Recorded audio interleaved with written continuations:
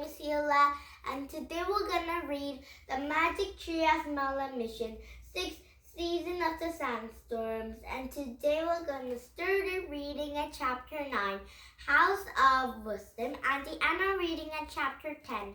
Okay, and now Arya read this one book with a lot of stories. And now here we go. And first we can read The Magic Tree of Merlin Mission Book, Season of the Sandstorms 6. Chapter 9, House of Wisdom. Merlin, said Annie. Yes, said Merlin. I'm very glad to see that you have safely arrived at Baghdad. We're glad you're safe too, said Annie. We were worried about you. I looked everywhere for you after the sandstorm, said Merlin. Finally, I gave up my search and returned sadly to Baghdad. I assumed to find your family. Oh, sure, said Annie. We find them, and we find your book, said Jack. When we couldn't find you, we decided that we should give the book to the Capelli. The Merlin smiled. You still do not understand, do you? He said. Understand what? Said Annie. I'm Capelli Olivote of Merlin. You're Capelli? Said Annie. But how? What? Stammered Jack. For many years I've wanted to a book of asterisk wisdom, explained to Capelli. I heard there's such of a book that being found into the city of Dascumes, and I made of measurements to the accord for my library. It was most important that it arrived safely. I have long wished that it arrived there safely. I have a long wish to travel again through the desert as I did when I was a boy. So I disguised myself into the humble merchant and made of the journey. My fellow travelers never knew my true identity. Wow, whispered Jack. You have shown me that you have the great respect of the books of the learning. Capelli El Mamloon, and you have also proven you have humble hearts. Before you join in your family, I wanted to show you a very special place. I call it the House of Wisdom. The House of Wisdom, said Jack. It sounds great. It's my hope that the world will indeed to find in the great, said Capelli. Come, he said to leave the room, and Jack and Annie rose from the floor, hurried after them, carrying the ancient book of Asteroid, the tree. He gold trammel robe bellowed over to him and slid to the corridor. Every person he passed bowed low the floor. Another mystery solved, Annie said to Jack, and she nodded from Merlin's ladder. Greet a friend you once knew a new friend to be. Both friends are same person, said Annie. Merlin and the desert and Capelli Oliver old Merlin. All right, said Jack, smiling. Next page. The Capelli laid Jack and Annie out of front of the doors into the palace.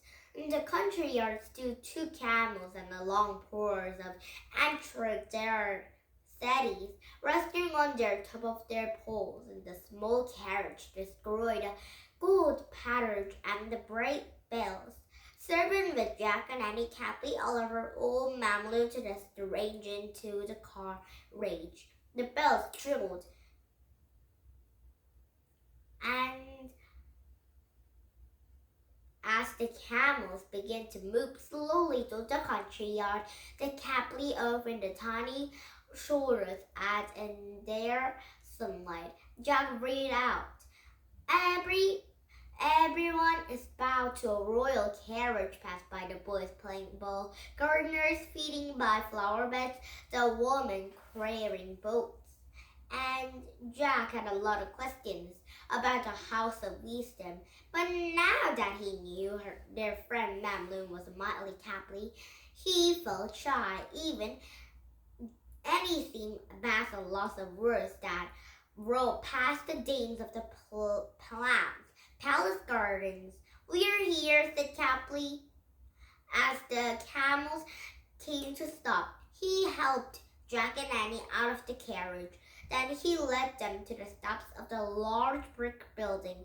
"Welcome to the House of Wisdom," said Capley, a learning of the center in the enter word.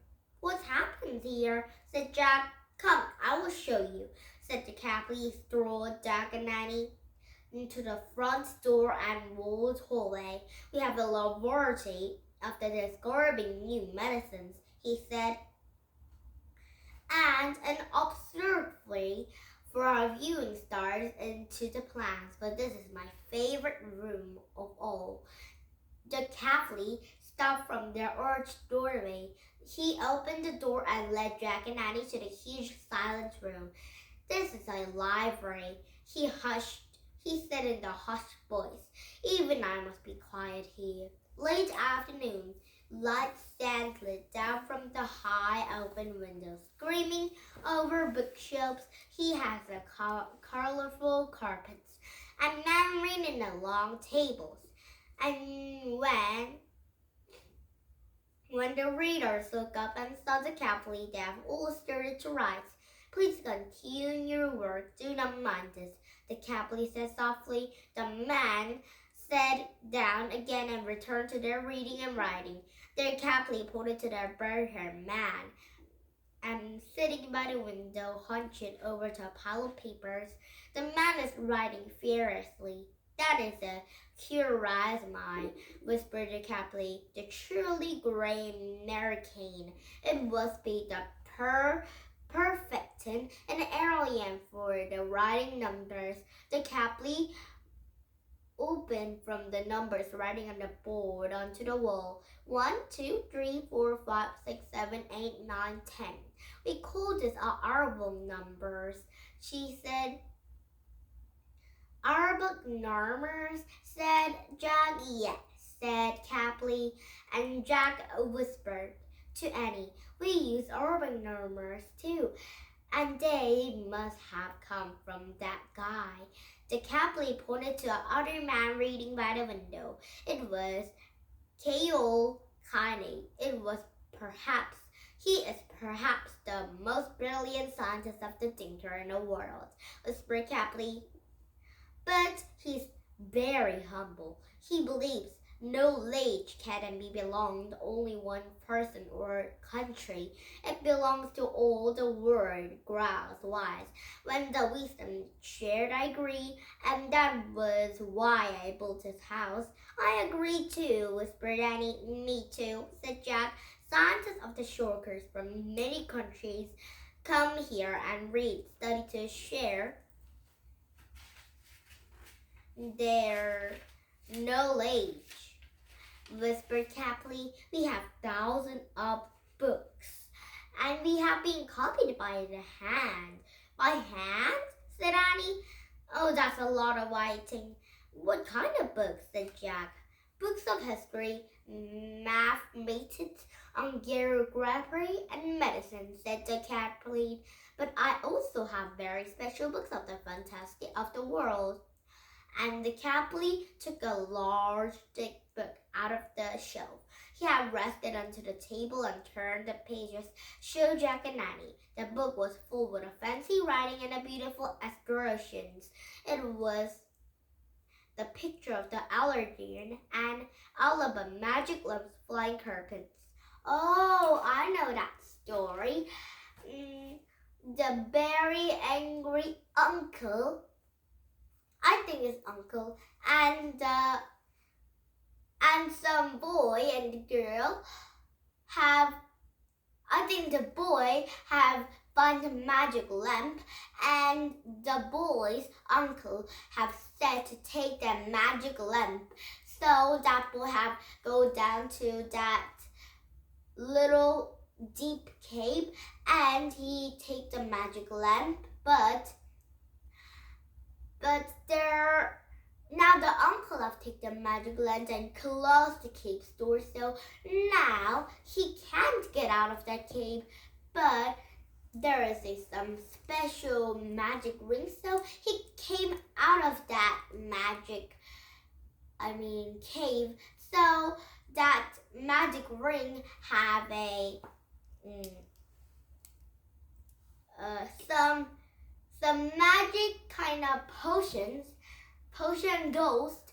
So that I think it's Ginny, and Ginny have turned into a ghost like that. So help that boy living with a lovely girl and kind of picnic kind of thing. They have hop onto that and they have made a lovely castle, so they live happily ever after. That story is very great. I saw that story at the book. Now, where is it? You do? Wonderful, the Cabley said with a smile. It seems someone from our land has traveled yours and shared out stories. Perhaps someone will soon bring stories from your land to back us. It was a great power of the book, no? Yes, said Annie, and I hope your land will hear the book too someday, said Capley, held off the book of the Asterisk writings. After I read it, I have copied so I can share the wisdom of the word. Thank you for helping me. Sure, said Jack modestly. That was our mission. I fear I must return to my duties, said the Capley, but please stay at the library read until you go to meet your family and come back someday to visit me. We will try, said Jack. Goodbye, Annie. Goodbye, Jack. Bye, Mamoon, said Annie. The motley Capley gave a warm smile and a deep bow, and he left Jack and Annie in his warrior's library. Now they say bye-bye to the Capley and Jack and Annie. Now they did all of their missions and now they can go home. But tomorrow we started reading. Tomorrow read a new book and a new stories. The Magic Tree of Merlin Mission book, number 7. Okay, and today I will read all of the stories at my school library. Now that you have a lost English country, we come back with some new Magic Tree book and Merlin Mission, Magic Tree Merlin Mission 7 book.